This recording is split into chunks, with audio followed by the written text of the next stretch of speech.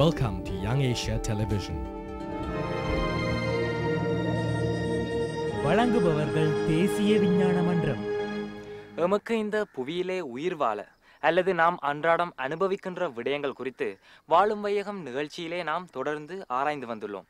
இன்றைய நிகழ்ச்சியிலும் அவ்வாறானதொரு விடயம் குறித்து ஆராயலாம்.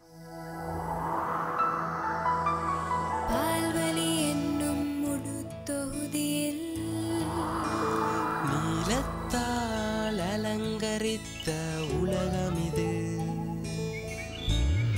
ஒரே ஒரு உயிருலகம், தாவரத்தால் உயிர்த்த உலகம் நமக்காகவே. வெடிக்கும் நெறிமலைகளுண்டு, அடித்து செல்லும் வெள்ளமுண்டு, சுழன்றடிக்கும் சூறாவளியுண்டு, பூவி நுழையும் எரிகற்களுண்டு. உலக ரகசியங்கள் நிறை, உண்மை தெரிய வேண்டியவை, இயற்கையின் நியதிகள் என்ற மட்டும் தெரிந்து கொள்வோம் இதை.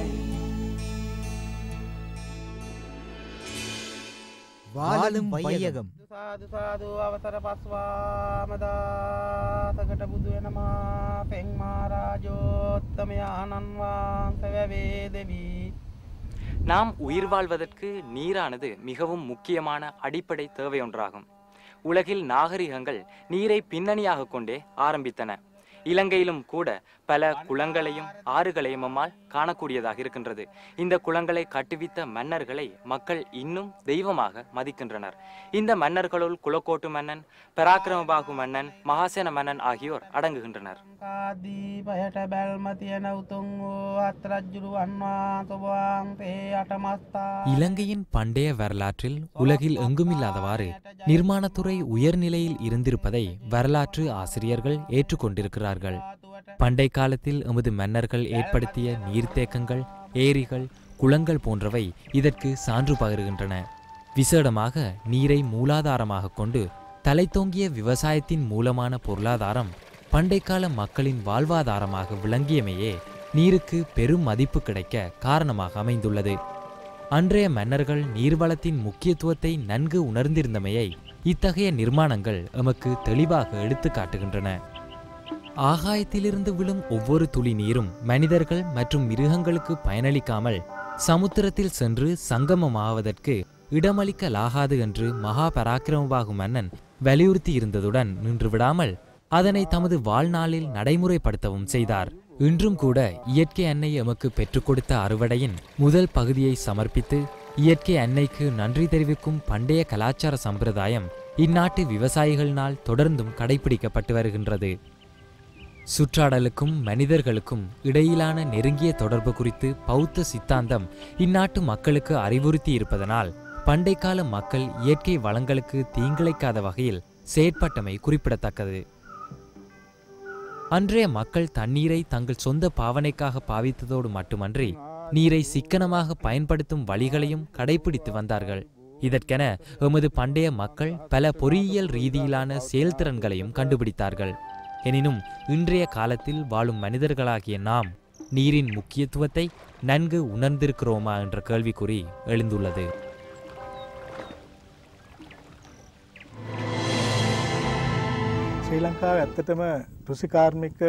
இலங்கையில் விவசாய துறைக்கென நீரை சேமித்து வைப்பது பற்றிய நீண்ட வரலாறு இருக்கிறது. நீர்ப்பாசன கலாசாரம் ஒன்று முன்பு தழைத்தோங்கி இருந்தது என்று நாம் முன்னர் கூறியிருந்தோம். இலங்கையின் நீர்ப்பாசன கலாசாரம் இந்த நாட்டிலே தோன்றிய ஒரு பெருமைக்குரிய விடயம் என்று நாம் ஆடம்பரமாக பேசிக்கொள்வதுண்டு.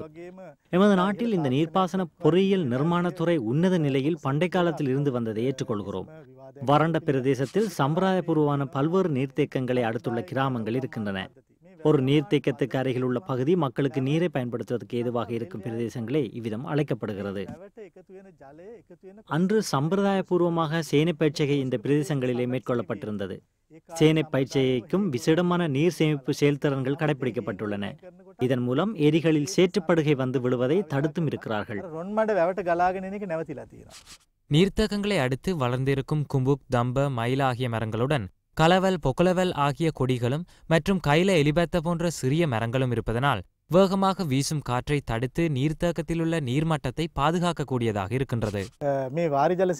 இந்த நீர்த்தேக்கங்களை அடிப்படையாக கொண்ட பண்டைய பெருமைக்குரிய கலாசாரத்துக்கு பின்னணியில் உள்ள பல அடிப்படை காரணங்களும் உண்டு. இதில் ஒன்று தண்ணீரை சேமித்து தேவை ஏற்படும் போது அதனை அவதானமாக பயன்படுத்தி பயன்பெறும் செயல்முறையாகும். இந்த செயல்முறையை நாம் சரியாக கடைபிடிப்போமானால் இதன் மூலம் அந்த பிரதேசத்தில் உள்ள விளைச்சல் நிலத்தின் மண் வளத்தை அழிந்து விடாதவாறு பாதுகாக்க முடியும். සුදුසු තාක්ෂණ සහ මූලධර්ම භාවිතා වෙනවා නම් හරියට අවබෝධ කරගන්නවා නම් එහි තිරසාරත්වය ඉදිරියට අපිට පවත්වා ගන්න මං හිතන්නේ ගොඩාක් හේතු වෙනවා. நல்லது. இன்றைய நிகழ்ச்சிகளின் அம்சங்கள் இவைதான். சேமித்த மழை, வெளிநாட்டு வியூகங்கள், செயற்பாடுகளும் நடைமுறைகளும். புத்தளம் பிரதேசமானது நீர் பற்றாக்குறைக்கு அதிகம் முகம் கொடுக்கும் ஒரு பகுதியாகும். இங்கு வாழும் மக்கள் தண்ணீர் இல்லாமல் பெரும் சிரமங்களுக்கு முகம் கொடுக்கின்றனர். ஆகவே இந்த மக்களது கஷ்டங்கள் குறித்து நாரத நடாத்திய ஒரு கலந்துரையாடலை அடுத்து பார்க்கலாம். මම ඉන්නේ පුත්තලම සති පොළ ආසන්නයේ. ඉතින් එලිසබෙත් හම්බුණා. ඉතින් එලිසබෙත්ගෙන් අහලා බලමු මේ වතුර ප්‍රශ්නයක්ද මේ පළාතට. අපේ පැත්තට වතුර මේ වැස්සොත් විතරයි ජලය තියෙන්නේ. නැත්නම් හරිම මේ අමාරුයි ජලයට. ඉතින් මේ ප්‍රශ්නේ විසඳ ගන්න මොකද්ද? මේ කියන්නේ වැස්සට වතුර එකතු කරගන්නවනේ වහින කාලේ. ඒ එකතු කරන් තාමත් ඒ පැත්තේ ටැංකි වල තියෙනවා වතුර. இவ்வாறான துன்ப கதைகளை எமது நாட்டின் பல பகுதிகளில் நம்மால் கேட்கக்கூடியதாக இருக்கின்றது. ஆனால் இலங்கையை பொறுத்த மட்டில் ஆக குறைந்த மழைவீழ்ச்சி கிடைக்கின்ற பிரதேசங்களிலும் கூட குறைந்த மழைவீழ்ச்சியாக 800 மில்லிமீட்டர் வரையான மழைவீழ்ச்சி கிடைக்கின்றது. ஆகவே இவ்வாறு மழை கிடைக்கின்ற போது அதனை எம்மால் சேமித்து வைத்து அடுத்த மழைக்காலம் வரை எமது நாளாந்த வாழ்க்கைக்கு பயன்படுத்தக்கூடியதாக இருக்கின்றது. இவ்வாறு எம்மால் செய்ய முடியுமாக இருந்தால் வறட்சியிலிருந்து எம்மை பாதுகாத்துக் கொள்ளலாம். ஆகவே இவ்வாறு வெற்றியடைந்த ஒரு சாராரின் கதையை இப்போது உங்களுக்கு சொல்ல போகின்றேன்.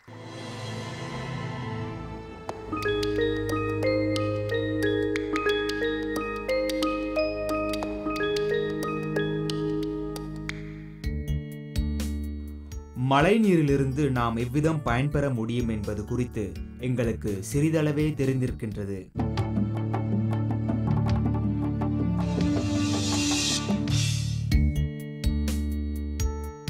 மனிஷா இலங்கையிலுள்ள மிகவும் வறட்சியான பிரதேசத்திலேயே வாழ்கிறார். எனினும் அவருக்கோ அவரது குடும்பத்திற்கோ நீர் தட்டுப்பாடு பெரிதும் இருக்கவில்லை. அவர்கள் தங்களுக்கு சொந்தமான மழை நீரை தேக்கிக் கொள்ளும் குளத்திலிருந்து தேவையான நீரை பெறுவதே இதற்கான காரணமாகும். புத்தளம் இலங்கையின் நிலப்பரப்பில் 4% உள்ளடக்கியிருக்கிறது. இந்நகரம் கடலேருக்கு அருகில் இருப்பதால் அங்குள்ள நீர் உவர்தன்மையை பெற்றிருக்கின்றது. இதனால் இங்குள்ள மக்கள், குறிப்பாக பெண்கள், நல்ல நீரை பெறுவதிலேயே அதிக நேரத்தை செலவிட வேண்டியிருக்கின்றது. இங்குள்ள பாடசாலைகளில் பொருத்தப்பட்டுள்ள குழாய்களிலிருந்து நீர் வராத காரணத்தினால் மாணவர்கள் அங்கு இருக்கும் கிணறுகளில் இருந்தே நீரை பெற எத்தனிக்கின்றார்கள். அந்த நீர் குடிக்க முடியாத அளவுக்கு உவர்தன்மையுடன் இருக்கின்றது. இதனால் நவதாம் குளம் அரசு பாடசாலையில் ஏற்படுத்தப்பட்டுள்ள இந்த நீர்த்தாங்கி இப்பிள்ளைகளுக்கு பல்வேறு நன்மைகளை பெற்றுக் கொடுத்துள்ளது.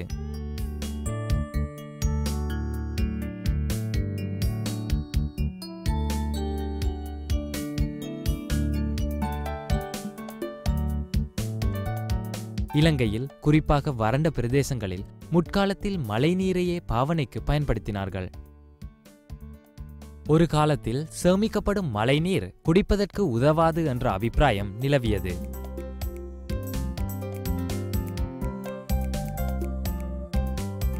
கொழும்பை அடுத்துள்ள பிலியந்தலை நகரில் வாழும் குணத்திலக்க குடும்பத்தினர் ஒரு காலகட்டத்தில், அதாவது பல்லாண்டுகளுக்கு முன்னர், தண்ணீர் பிரச்சினைக்கு முகம் கொடுக்க வேண்டியிருந்தது. இன்று குணத்திலக்க குடும்பம் மழைநீரை சேமித்தே இந்த பிரச்சனையை தீர்த்து கொண்டுள்ளது.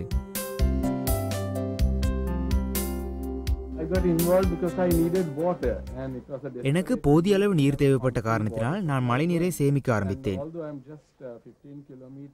நான் கொழும்பிலிருந்து சில கிலோமீட்டர் தொலைவில் இருந்தாலும் கூட எங்கள் நகரில் நீர் விநியோக திட்டம் ஒன்று இருக்கவில்லை. இதனால் எனது குடும்பம் ஒரு புது கிணற்றை நம்பி வாழ வேண்டியிருந்தது. எங்கள் பிரதேசத்தில் நல்ல மழை வீழ்ச்சி இருந்தாலும் ஜனவரி முதல் மார்ச் மாதம் வரை இங்கு மழை பெய்வதே இல்லை. எனவே மழை நீரை சேமிப்பதை விட வேறு வழி இல்லை என்று நான் நினைத்தேன். இது இலகுவில் நடைமுறைப்படுத்தப்படக்கூடிய ஒரு செயற்பாடு. கூரை மீது வந்து விழும் மழை நீர் பீலி மற்றும் குழாய்கள் வழியாக ஒரு தாங்கியில் சேருகின்றது. இந்த தாங்கியை சரியாக மூடி பாதுகாப்பாக வைக்காவிட்டால் அங்கு நுளம்பு போன்ற நோய்க்கிருமிகள் அதில் இனவிருத்தி செய்வதற்கு வாய்ப்பு ஏற்படலாம். இத்துடன் கூரையிலிருந்து விழும் மழை நீரை பேரோ என்ற சீமேந்த தண்ணீர் தாங்கி என்று அழைக்கப்படும் பூசணிக்காயின் வடிவத்தை கொண்ட தாங்கிகள் வறண்ட பிரதேசத்தில் பயன்படுத்துவதற்கு மிகவும் உகந்தவையாகும். மழை நீரிலும் ஒரு பிரச்சனை இருக்கத்தான் செய்கின்றது.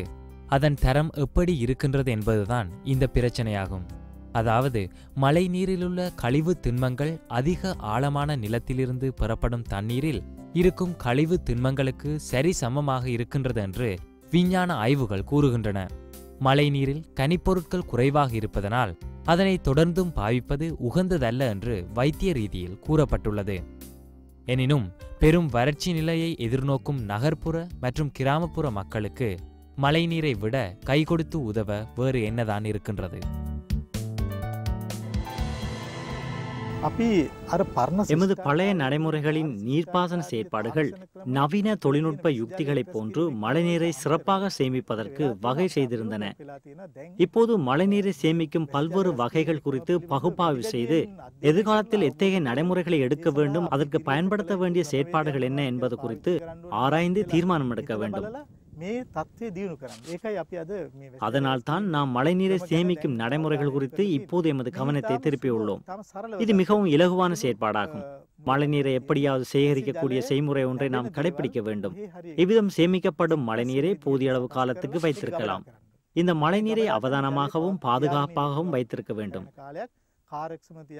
இந்த நீரின் தன்மை குறையாத வகையில் அதனை எங்களின் தேவைக்கேற்ப தேவையான அளவு தண்ணீரை பயன்படுத்த வேண்டும். இவ்விதம் மழைநீரை சேமித்து தேவையான போது அதனை பாவிக்கும் முறையே மழைநீரை சேமிக்கும் நடைமுறை என்று கூறுகிறோம். வறட்சி காரணமாகவும் போதிய அளவு நீர் கிடைக்காமை காரணமாகவும் வளமான நிலங்கள் கூட வறண்ட பாலை நிலங்களாக மாறிவிடுகின்றன.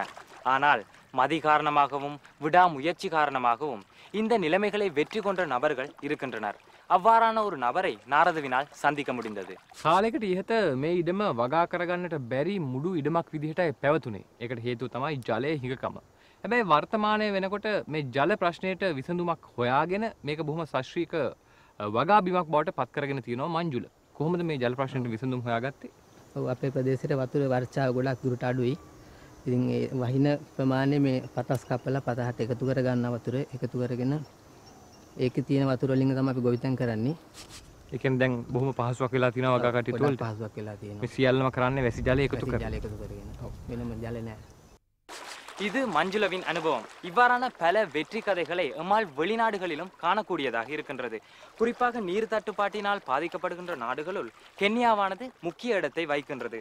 இவர்களும் மழை நீரை சேமித்து பெருமளவில் பயிற்சிகளை மேற்கொள்கின்றனர். ஆகவே கென்யாவிடமிருந்து நாம் கற்றுக்கொண்ட சில பாடங்களை இப்போது உங்களுக்கும் காணத் தருகின்றோம்.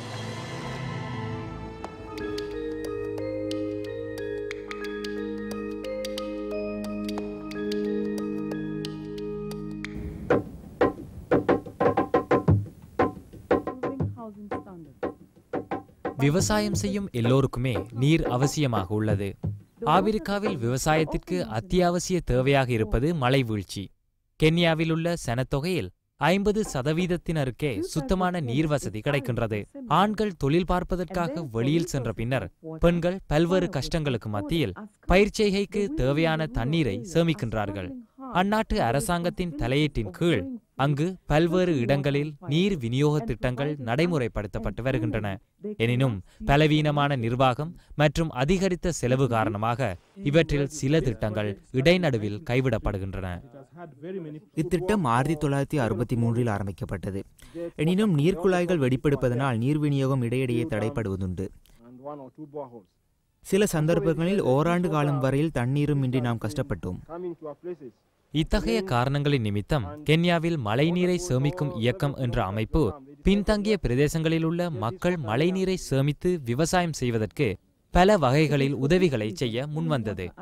இப்பகுதியில் வாழும் பெண்கள் தமது பணத்தை சீட்டுமுறை மூலம் சேமித்து மழைநீர் சேகரிப்பு வசதிகளை பெற முயலுகின்றனர். முன்னர் நாங்கள் கால்நடைகள் பயன்படுத்திய நீர்த்தேக்கங்களின் தண்ணீரையும் பயன்படுத்தி இருக்கிறோம். எனினும் இப்போது நாம் மழை நீரை தேக்கி வைக்கும் தாங்கிகள் மூலம் சுத்தமான நீரை பாவனைக்கு எடுக்கிறோம். கைவசமுள்ள கட்டிடப் பொருட்கள், பணம் ஆகியவற்றின் அடிப்படையிலேயே மழை நீரை தேக்கி வைப்பதற்கான தாங்கிகளின் அளவு நிர்ணயிக்கப்படுகின்றது. இப்பிரதேசத்தில் அதிகமாக கருங்கற்கள் இருப்பதனால் இந்த தாங்கிகளை நிர்மாணிப்பதற்கும் அவையே பெருமளவில் பயன்படுத்தப்படுகின்றன. இதையடுத்து இத்தகைய சாகுபடிகளுக்கு இன்னும் ஒரு செலவும் இருக்கின்றது. அது இவற்றை தயாரிப்பதற்கு தேவைப்படும் பொருட்களும் மனிதர்களின் உடல் உழைப்புமாகும். இரும்பு கம்பிகள் மற்றும் சீமெந்தை பயன்படுத்தி குறைந்த செலவில் தயாரிக்கப்படும் இவற்றையே இந்த காரணத்தால் இவர்கள் பயன்படுத்துகின்றனர். ஆரம்பத்தில் நாம் தண்ணீரை தேடி பல கிலோமீட்டர் தூரத்திற்கு அலைந்து திரிந்தோம். ஒரு சில நீர்த்தேகங்களும் குளங்களும் மட்டுமே இருந்தன. அதனால் நாம் எங்கள் வீடுகளுக்கு அருகிலேயே மழைநீரை சேமித்து வைப்பதற்கு உகந்த வகையில் தொழில்நுட்ப யுக்திகளை பரிசித்து பார்த்தோம். மழைநீரை சேமிக்கும் அதே வேளையில் அப்பகுதியில் இருக்கும் பயிர் செய்கைகள் மற்றும் கால்நடை பண்ணைகள் இப்பகுதி மக்களுக்கு மேலதிக வருமானத்தை பெற்றுக் கொடுக்கின்றன. இத்தகைய முயற்சிகள் வெற்றியளிப்பதை அடுத்து அயல் நாடுகளும் இத்தகைய முயற்சிகளை இப்போது நடைமுறைப்படுத்தி வருகின்றனர்.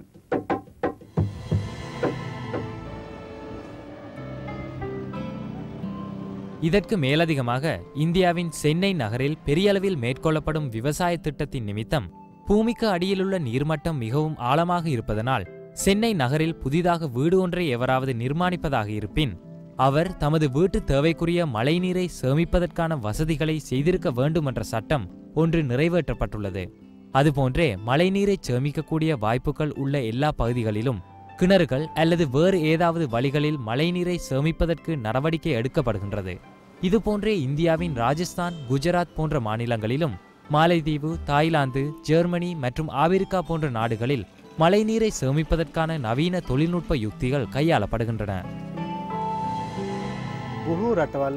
பல நாடுகளில் வளர்முக மற்றும் அபிவிருத்தி அடைந்த நாடுகள் என்ற பேதமின்றி எல்லா நாடுகளிலும் மழைநீரை சேமிப்பதற்கான நடவடிக்கைகள் செயற்படுத்தப்படுகின்றன. சில செயல்முறைகள் பல சிக்கல்களை கொண்ட பாரிய செயற்பாடுகளாகும். என்றாலும் இவற்றுக்கு அந்த நாடுகளில் நல்ல வரவேற்பும் தேவையும் இருக்கிறது. மழைநீரை சேமித்து வைத்து பின்னர் அதனை தூய்மையாக்கி பாவனைக்கு பெற்றுக் கொடுப்பதற்கான தேவையும் எழுந்திருக்கிறது. தண்ணீருக்கு தட்டுப்பாடு மற்றும் தண்ணீரில் உள்ள கனிப்பொருள் வளங்கள் குறைவாக இருப்பதனால் தான் இதற்கான தேவை இப்போது அதிகரித்துள்ளது. பல்வேறு நாடுகளில் இன்று மழைநீரை சேமிப்பதற்கான செயற்திட்டங்கள் குறித்து ஆய்வுகள் மேற்கொள்ளப்படுவதுடன் அவற்றை கடைபிடித்தும் வருகிறார்கள். இந்த வகையில் மழை நீரினால் பல்வேறு நன்மைகள் ஏற்படுகின்றன.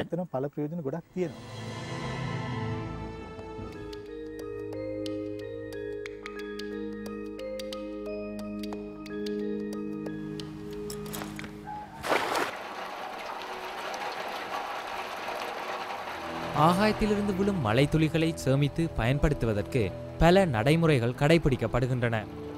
மழைநீரை ஒரு துணியின் உதவியுடன் தூய்மைப்படுத்தி சேகரிக்கும் முறையுடன் வெளியில் மரங்கள் இல்லாத இடத்தில் நிர்மாணிக்கப்படும் பரன்களின் மீது பாத்திரங்களை வைத்து சேகரிக்கும் நீர் குடிநீர் தேவையை பூர்த்தி செய்கின்றது. அதுபோன்றே விவசாய தேவையை ஈடு செய்வதற்காக பெருக்கெடுத்து செல்லும் மழைநீரை கிணறு போன்ற பாரிய குழிகளை தோண்டுவதன் மூலம் சேகரிக்க முடியும். மழைநீரை சேமித்தல் விவசாயத்துறைக்கும் நன்னீர் மீன் உற்பத்தியை பெருக்குவதற்கும் பேருதவியாக அமைகின்றது. இதன் மூலமும் மேலதிக வருமானத்தை பெற்றுக்கொள்ள முடியும். நாம் இப்போது இங்கு இருக்கிறோம். இதுபோன்ற இடத்திலும் மழைநீரை சேமித்து வைத்துக் கொள்ள முடியுமானால் இதுபோன்ற தரைமட்டமான பகுதியிலும் பூமியில் விழக்கூடிய மழைநீரை சற்று உயரமாக வைத்து சேமிக்கலாம். வறட்சியான காலத்தில் தெங்கு செய்கைக்கு அந்த அளவு தாக்கங்கள் ஏற்படுவதில்லை. இதுபோன்ற பகுதியில் தெங்கு செய்கையுடன் கால்நடைகளையும் வளர்ப்போமானால் அதன் மூலம் பல்வேறு நன்மைகளையும் பெறக்கூடியதாக இருக்கும். இவற்றுக்கு மூலாதாரமாக விளங்கக்கூடிய இதுபோன்ற நீர்த்தேக்கம் ஒன்றை நிர்மாணிப்பதனால் இந்த விளைச்சல் பூமியை பலனடைய முடியும். இத்துடன் இவ்விதம் சேமித்த நீரை நீண்ட காலம் வைத்திருக்க முடியுமானால், அதாவது 5-6 மாதங்களுக்கு வைத்திருக்க முடியுமானால் இந்த நீர்த்தேக்கத்தில் நன்னீர் மீன் இனங்களையும் வளர்த்து அதிக லாபம் பெற முடியும். நீண்ட காலமாக இந்த காணி எங்களுக்கு இருந்தது. தண்ணீரின்மையால் இங்கு விவசாயம் செய்ய முடியாது என்ற எண்ணத்தில் நாம் இதனை வெற்றி நிலமாக விட்டிருந்தோம். எனினும் இந்த மழை நீரை சேமிக்கும் திட்டத்தின் கீழ் இந்த காணியை சுத்தப்படுத்தி குளமாக மாற்றியுள்ளோம். இதனால் இப்போது இந்த காணியில் எங்களால் விவசாயம் செய்யக்கூடியதாக இருக்கிறது. நாங்கள் சிறு கால்வாய்களை கட்டி மழை நீரை இந்த தாழ்ந்த பிரதேசத்தில் விளைச்செய்து அங்கு ஒரு பகுதியில் நீரை தேக்கி வைக்கிறோம். இந்த நீர்த்தேக்கத்தில் இப்போது 220 மீன் குஞ்சுகளை விட்டிருக்கிறோம். இதன் மூலம் குறைந்தபட்சம் 100 மீன்களையாவது நாம் பெற்றுக்கொள்ள முடியும் என்று எதிர்பார்க்கிறோம். அவை ஒவ்வொன்றும் 1 கிலோகிராம் முதல் 1.5 கிலோகிராம் நிறை வரை பெரிதாக வளர்கின்றன. இவ்விதம் 100 மீன்களை பிடித்தால் எங்களுக்கு குறைந்தபட்சம் 10,000 ரூபாய் லாபமாக கிடைக்கும். ஹெக்டேர் 60 ஹெக்டேர் காணியில் தெங்குச்செய்கைக்கு நாம் திட்டமிடுகிறோம். இந்த காணியிலிருந்து தெங்குச்செய்கைக்கு தேவையான தண்ணீரை சேமிப்பதற்காகவே இந்த நீர்த்தேக்கத்தை நிர்மாணிக்கிறோம். ரெஸ்கரிமே பத்தக தமாய் மே கபாகண்ணே பகத் பீமக வதுரு கலாகன எவில்லா சகல திசைகளிலுமிருந்து தண்ணீர் வரும் ஒரு கேந்திர ஸ்தானத்தை தெரிவு செய்து அங்கு இந்த நீர்த்தேக்கத்தை நாம் நிர்மாணித்துள்ளோம். வாஹக பிரமாணேக பத்தக கபாகத்தனா பஹசுவெம்ம மில்லிமீட்டர் டெக்கக கலாகனேன வருஷா ஜலே இந்த நீர்த்தேக்கத்தை 1000 சதுர மீட்டர் பரப்புடையதாக நிர்மாணித்தால் 2 மில்லிமீட்டர் மழை கிடைக்கும். தென்னை மரங்களுக்கு இடையில் செய்கை பண்ணப்படும் மற்ற பயிர்களுக்கும் இதனால் நீர்ப்பாசன வசதி கிடைக்கும். அங்கு தொழில் புரிவரின் தேவைகளுக்கும் இந்த நீரை பயன்படுத்தலாம். இந்த செய்முறை சிறிய அடிப்படையில் விவசாயம் செய்வதற்கு மட்டுமின்றி பாரிய அடிப்படையில் விவசாயம் செய்வதற்கும் இது பயனளிக்கும். பரிமாண பத்தக கபாகண்ட புலுவான் வாகேம மக பரிமாணே முதல் தியாகன සංවර්ධනයට යන්න සූදානම් වෙන මහතුරුන්ට ලොකුම ආදර්ශයක් මේක. இவ்விதம் சேமிக்கப்பட்ட தண்ணீரை சிக்கனமாக பயன்படுத்துவதற்கு பல்வேறு வழிவகைகள் கடைபிடிக்கப்படுகின்றன.